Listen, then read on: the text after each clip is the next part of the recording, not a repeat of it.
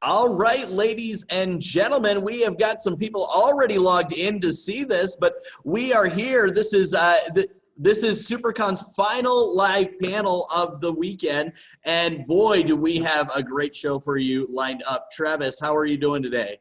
Oh, I'm doing great, man. I'm excited to be here, excited to do a show. It's been so long since I've connected with people like this with the whole COVID thing, and so I'm happy to do it this way. Oh, I'm so excited to have you. Like, this is, I had a couple of my first live panels that I knew I needed to get were you, and you were on that short list that I knew I needed to have. So I'm happy we can round out the weekend with a bit of magic here. I'm going to change my viewer. We've got some things going on here, but a quick plug for everyone. Again, this is for SiouxperConline. We are sponsored by Black Hills Federal Credit Union, TN Tax, Last Stop, Game Chest, and Firelink Digital Media. Thank you to all of our wonderful sponsors for joining us throughout the weekend. We had such a blast for this. I'll put out a live video at the end of the actual convention itself that you'll be able to see on our Facebook, so we can get a little Q&A going. But yeah, Jason, or I'm sorry, Travis, I was just reading the names here. You've got about four people who are ready to watch it here at this point, and I'm sure we're going to get some more here, including myself. I'm going to change my view so that you guys can only see Travis for a while. And Travis, you just holler when you need me, okay? All right, sounds good. I appreciate it, Charles.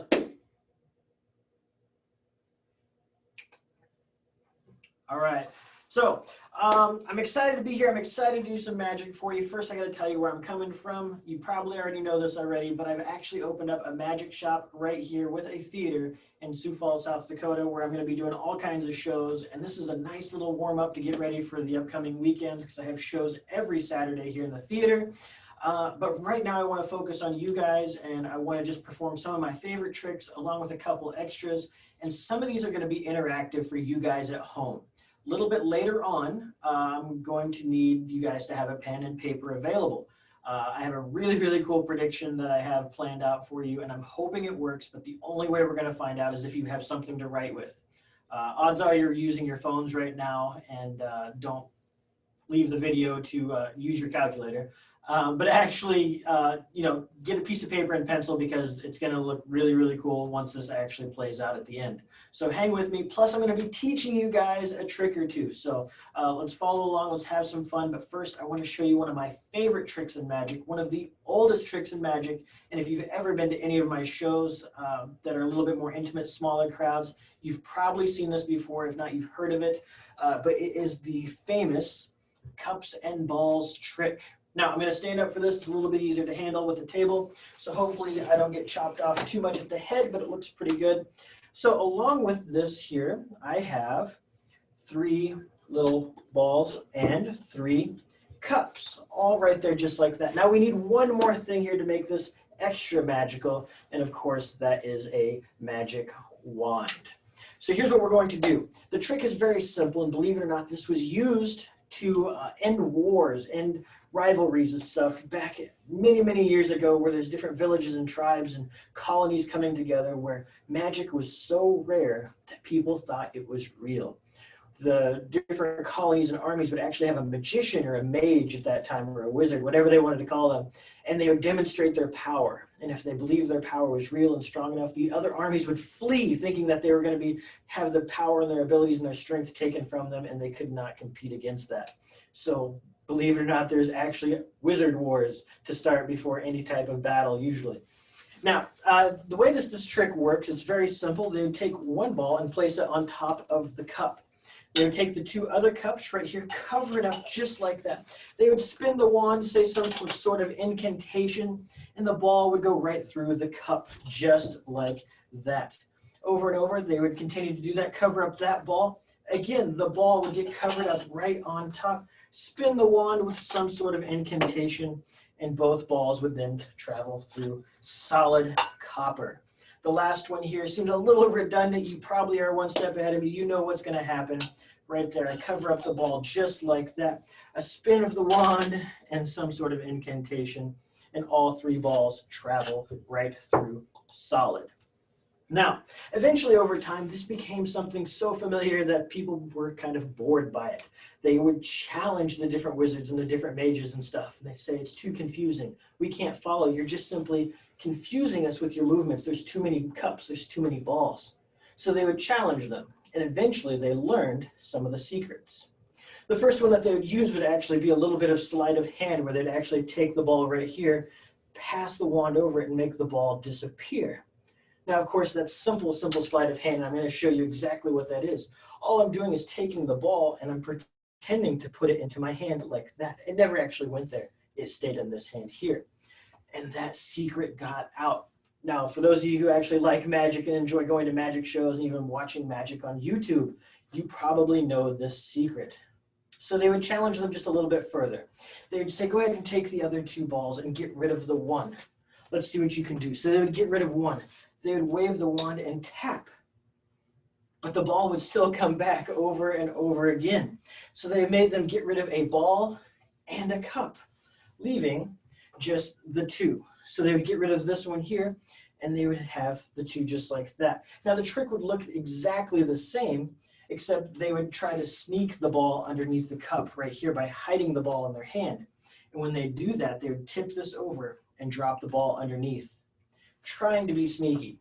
But of course, as years went on, people started to learn these different secrets. So it became harder and harder to do.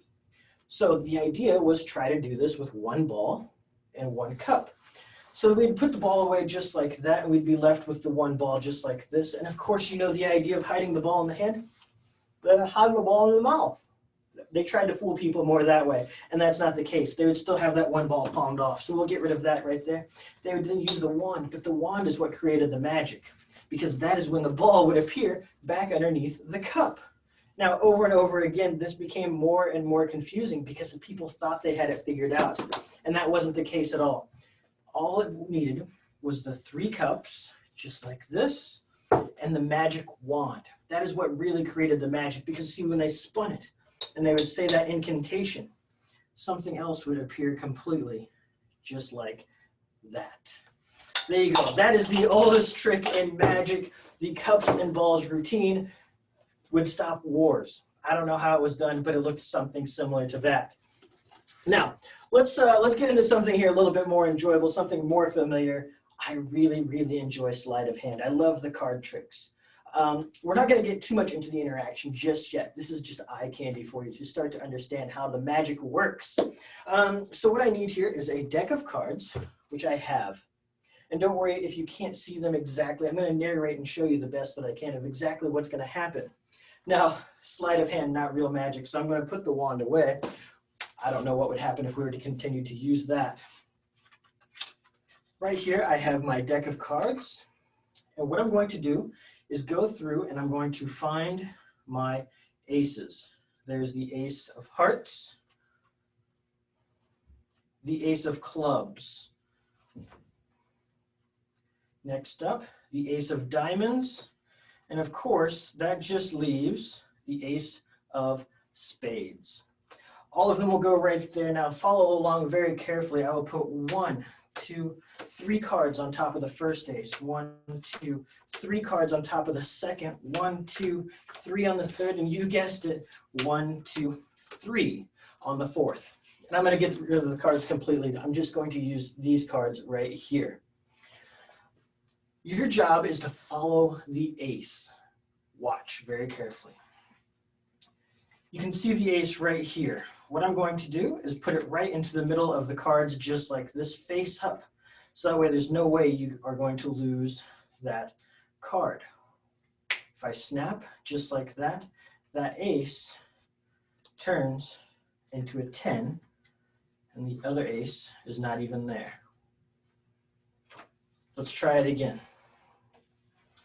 Right here, we're going to take this ace just like that. I turn it over, give it a spin, and it changes completely to where the other ace isn't even there. Let's do the next one. This one here is probably the quickest and the most enjoyable. Right here, we're going to just simply take the ace. You can see it the entire time, and I'll stick it right there so it's just barely hanging out. All I have to do is a little tap, a little flick, and that card changes completely, and it's not even an ace anymore. Here's the next one. Are you ready? Very simply, nothing in my hand. The other 3 cards are where the aces have traveled completely. There we go. That is why I love parlor magic so much. It's close up, it's intimate, but it's something you don't get to see at any other magic show. So definitely comment, all that good stuff. Let me know if you guys like that. I'm going to keep going. I'm going to get the next thing for you. And like I said, grab a piece of paper and a pen because we're going to be doing some interactive magic soon. And I'm going to teach you guys a trick as well. Let me clean up my mess here just a little bit. All right. Now, actually, let me get a couple cards here. Charlie, I'm going to use you for this one, if that's okay. I want to try a little bit of psychological manipulation. Are you willing to? I guess. That moment? Yes. Yes. I signed up for this. I'm ready. All right. Awesome. So here we go. This is what I want to do. I need you to use your imagination just a little bit. Okay. I want you to imagine that I have 4 cards right here on the table. Okay. And that should be pretty easy to do because I do have 4 cards. Okay. Next, I want you to imagine that they are jacks. Okay. Okay. Now, among these jacks, we have red cards and we have black cards. Mm-hmm. Just choose which one do you want. Do you want to use the red ones or the black ones? Red. Red. 100% free choice. Do you want to stick with that or do you want to change your mind? I want to stick with it. All right. So we're going to use the red ones. Get rid of the black ones completely. Okay. That only leaves us with 2 options, the heart and the diamond. Which one of those do you want to use? The heart. The heart. Again, change your mind or keep it. It's up to you. The heart. You're going to stay with it. I'm going to stay with it. I want you to watch very carefully. I'm not going to do anything fishy. I'm going to take these same cards right here. You can see that I have 1 card there, 1 card there, but one of them is face up, and that is the heart. Now, trust me, it gets a little bit better. It gets a little bit better because I knew you were going to choose the heart because the other cards are just blank completely. I didn't even bring them with. There you go, your Jack of Hearts. What kind of demon work are you doing, Travis? Well, you know, I have a gifted level 7 mage and I sell a lot of things, you know, personal souls, all the ones that I had collected over the years. But here I am, and this is what I get to do with it. So it was quite the ride to get there. Awesome. Hey, you got a question, actually. Oh, you know what? An anonymous commenter just said, woohoo, Travis. That's right. That's right. That's right. That's right. I'll put myself back on mute and let you take over. All right, perfect. Thank you very much for helping me out on that one. Like I said, I want to teach you guys a trick or two. I'm going to teach you this one. Now, if you've seen this trick before, you know, don't comment or ruin it for other people just yet. We're going to sit back and enjoy it. First, I'm going to perform it. Now, keep in mind, every trick is extremely simple. It almost comes across as tricks for kids until you learn the proper way to present the trick. And we're going to talk a little bit more about that in just a little bit. But first, I'm going to perform the trick. And this is a great trick. I love doing it. What I need to use is, let me close my drawer here. I don't need this. Cool. I'm actually going to use a little handkerchief, a silk, just like this. All I'm going to do is take this and start pushing it into my fist, just like that. Very slowly, I snap my fingers, a little bit of a blow, and you can see that it actually changes color, bit by bit, until the whole thing goes into my fist, just like that, and the whole thing changes color completely. Now, like I said, I'm going to teach you guys how to do this. I'm trusting that you're going to take the magician's oath right now and simply say that you will practice the trick until you can do it perfectly and not reveal the secret unless somebody else takes the oath, then that's up to you.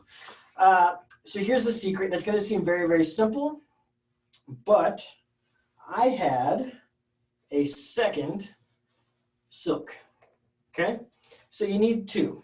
The first one, what I did was, magicians do a thing called palming, where they put something in their hand without anybody knowing, and we've seen that earlier with the cups and balls thing. This is where it comes into play. So you put something into your fist just like this, and I'm doing it from the top down so it accordion folds and comes out in a nice stream rather than one big clump. So that whole thing goes inside of my fist just like that, and you keep your hand natural and calm. You don't want it down to your side and like your elbow all stiff like this. Just keep it normal, keep it calm. Use something else in your hand because that's how you're going to hide it. People are going to look at this and not at this hand. And when you perform this, you never want to open your hand because then they're going to want to know where it went, right? So when you do this, all I'm going to do is take this silk just like this, and I'm going to start pushing it right on top of my fist to where it goes all the way inside. I snap my fingers and I make it change colors just like that. Now, as we learned before, it uses 2 silks. So I shouldn't have to tell you this, but I will anyway, because I don't want you to come back at me later and say I didn't explain it well enough. So you never take this one all the way out until this one's all the way in, because then they'll know that you have more than one, right? So when you push this in just like that, you want to snap your fingers, a little blow, and make it change colors, just like that, all the way down until the entire thing changes color. There we go. And that's how you do the color changing silk. Now, if you don't have silks, you can use napkins or whatever, but you should be able to do that now that you know the secret. Okay, and you promise not to tell anybody, right? Okay, I think I'm going to actually use,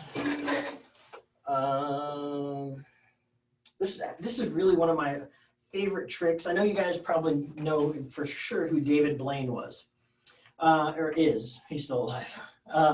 So David Blaine came on the magic scene and made magic cool, right? When I first started doing magic in school, stuff like that, I was kind of the nerdy kid.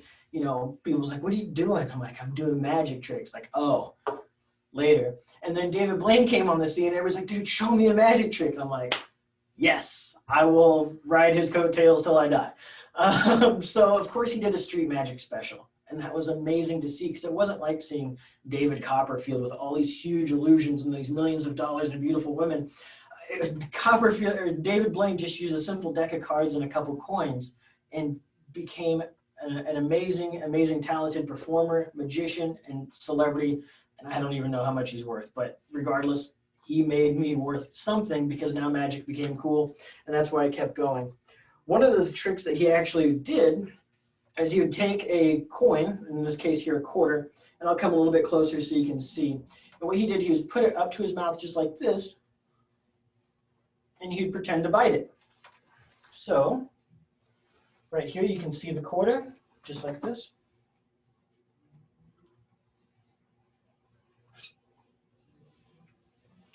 Okay. Just like that.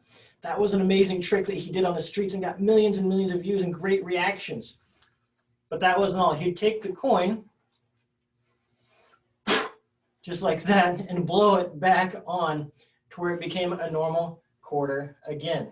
It was really, really cool to see him do that, along with all the other tricks that he did because it didn't use the big fancy props.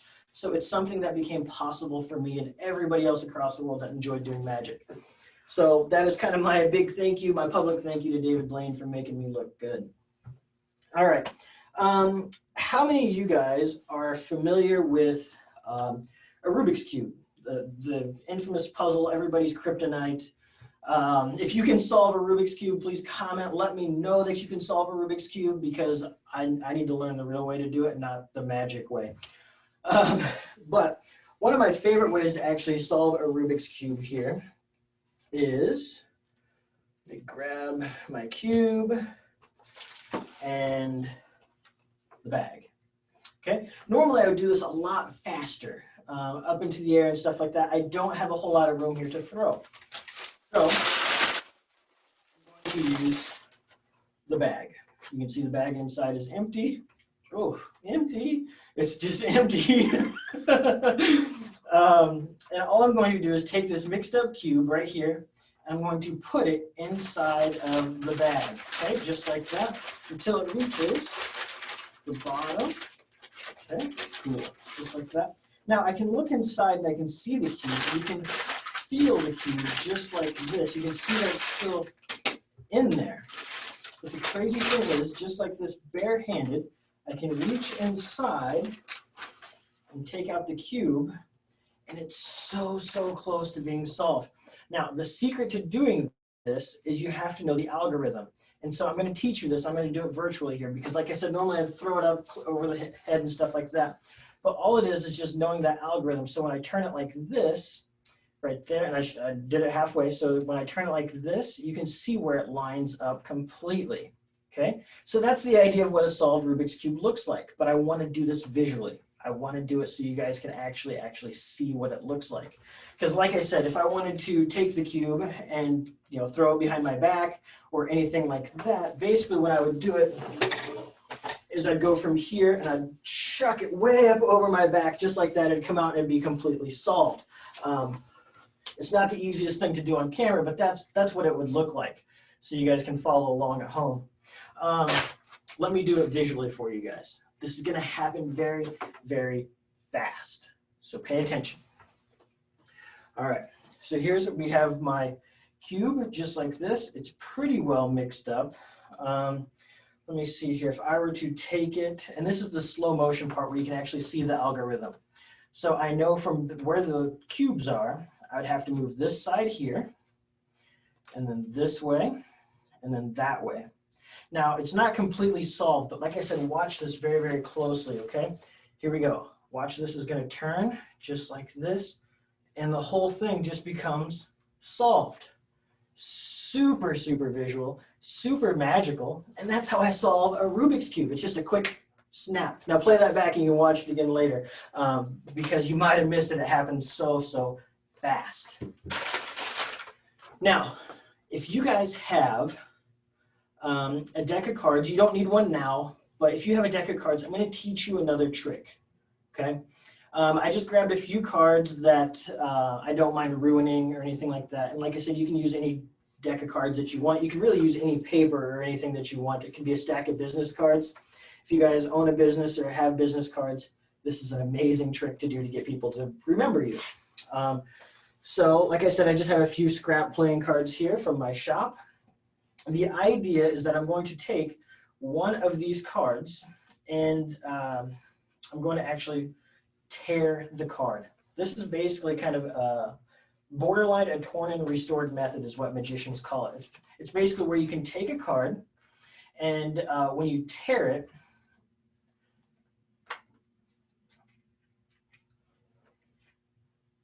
just like that. Now watch carefully. I'm not going to go out of frame. Okay, that little piece, that little corner becomes missing. It's not in my hands. I didn't drop it on the table. The impossible thing about this is my watch right here the entire time. If I take this off, now watch my hands carefully, make sure I don't cheat or anything like that. There's this coming off, taking the eye out, pull it. Very fair. I haven't touched anything on it really, but in order to replace the battery on this back unscrews. If I unscrew the back, you can see that inside there's a little corner of a playing card. Inside there is one piece you can see matches perfectly the King of Clubs. I wasn't sure what card I picked. Right there, the King of Clubs found inside of my watch. Now, as cool as that was, I'm going to really actually teach you how to do it. I'm not going to do for you like I did on the last one with the silk. I'm going to teach you how to do the trick. So all you need is anything at all. It can be, like I said, playing cards. It could be a business card, whatever you want. But trust me, if you can do a business card, if you're trying to network and communicate with people, this is so easy to do, and trust me, they're going to talk about it. All you have to do is take something of yours. So we're going to use the 7 of hearts here and tear a corner off. Now try to make it a noticeable tear. Don't make it uniform like a perfect curve or a perfect square. Make it so there's like one piece that obviously has to line up. So you can see, I'll turn it on the back side, you can see here it has that little peak right there. Obviously no other piece is going to line up with that except for this one. So now that you have this, put this piece anywhere you want to be able to find it. For me, I put it in my watch. It could be in your shoe. It could be in your wallet. It could be in the other stack of business cards that you give the person to hold on to. And then you do the trick with just this one. So wherever this is, we're going to say it's going to be underneath the Rubiks Cube. On the table the entire time, nobody will ever know it's there. So this piece will go into the deck of cards. So this one is on the bottom, okay? So it's going into the middle. Now all I have to do is go through the cards until I see that torn piece on my end, and nobody will ever see that, okay? It just stays on my side. So I see that, and I slide this card up, knowing that I have the torn card right here, and it's only sticking up about this much. So I say, look, we're going to use one card, the 7 of hearts, or look, we're going to use one of my business cards. When you pull it off, you pull it so you cover that torn area, so it looks like a normal card. Don't let them see this. So now when you hold onto this, you set these down, and you just simply turn the card in your hand. So you can go here just like this and show the back, and then that's when you can pretend to tear it. The best way to pretend to tear is actually scratch your fingernail along the edge, and it creates that ripping sound. And then when you get to the very end of it, like this, you snap the last piece. So it just goes like that. So you might be able to hear that a little bit. So it sounds like it's ripping.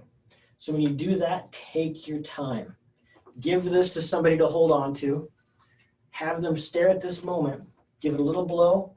Rub your fingers together like you're doing something magical, something amazing. You're really doing nothing right here. And then turn your hands over and slowly show your hand empty, that it has vanished and gone away.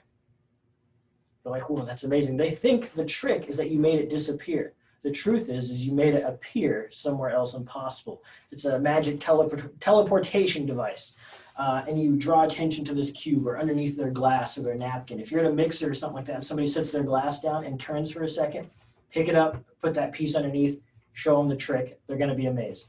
So then you draw attention to this and say, look, this cube that's been here the entire time, if I lift it up, better yet, let them pick it up.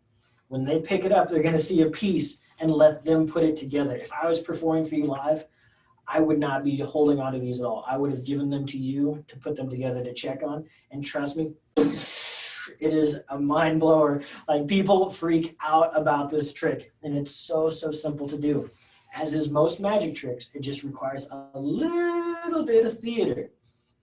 Okay, with that said, I want to jump into, I was going to skip this, but you know what? It's going to be fun. It's going to be hard to show that it's actually real. But by now, I think you guys believe that the things that I'm showing you, I can show you in real life and in person. So, Charlie, I'm going to use you one more time for this, actually. Okay. All right, I'm back. All right, cool. So I have, in this bag, I have a quarter and a penny. Mm-hmm. Okay? Now you get to pick one again, just like the last one. It's super simple. You don't have to do much. You just get to pick which one of these here do you want. Do I, and say it? Yeah. The penny. The penny. Yeah. Here we go. You ready? And this is a great COVID trick. So here's what we're going to do. I'm going to give you a sterilized penny, but first we have to get rid of the quarter. The quarter is in the bag. The penny is in the bag. Watch carefully. Hands empty. I'm just going to come up like this.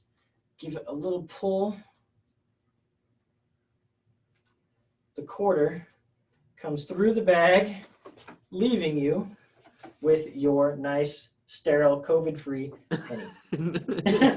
Now, you can see that there's no actual holes in this. I could, in fact, blow this up. But there's absolutely no way for that coin to get out of there. It is a sealed bag, and it's a great souvenir. It's a great trick. So thank you very much for helping me with that. Yeah, absolutely. All right, cool. Hopefully by now, everybody has their pen and paper ready. We're going to do this trick together. You're going to follow along with me, And this is kind of like my big grand finale, okay? So hopefully this is going to work. I'm going to use a prediction, which I'll leave sat right there the entire time. You got a piece of paper, you got a pen or pencil, marker, crayon, whatever you have. Perfect, you have one as well. Now, here's what I want you to do. I want you to take your paper and I want you to write down a 2-digit number, a big number. Now, make sure the numbers, just so it differentiates a little bit, make sure the numbers are different. So don't write down like 55. It'd have to be like 58, 76, whatever it might be. Write those numbers down. 2-digit number, a big number, the numbers are different. Okay, now there's a possibility that this might have worked for you. 98% of the time, it does not. So don't worry, I'm not trying to fool you or anything like that. We're just not to the end yet. I wrote down the number 89. If you guys wrote down number 89, the trick's done. Great. For everybody else, we have a couple more steps, okay? Honestly, that would have been pure luck. Okay. Whatever your number was, you know what, write 89 above it. So if you wrote the number 76, write the number 89 above it. Okay, because we're going to do some basic math here real quick. Okay, so hopefully you got that now. What I want you to do is we're going to take my number and your number, and we're going to add those together. Okay, I know it's tough to do a little bit of math here.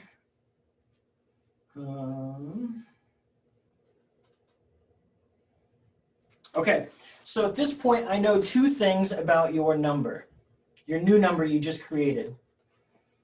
I know that if you added them together, it's probably a number in the hundreds. So it starts with a 1. I want you to scribble out that 1. We're not going to use it. Okay, so we're back to a 2-digit number. Okay, you got it? So for me, I had like 165. I scribbled out the 1 and I'm left with 65. Okay, next, I also know that you have the number 89.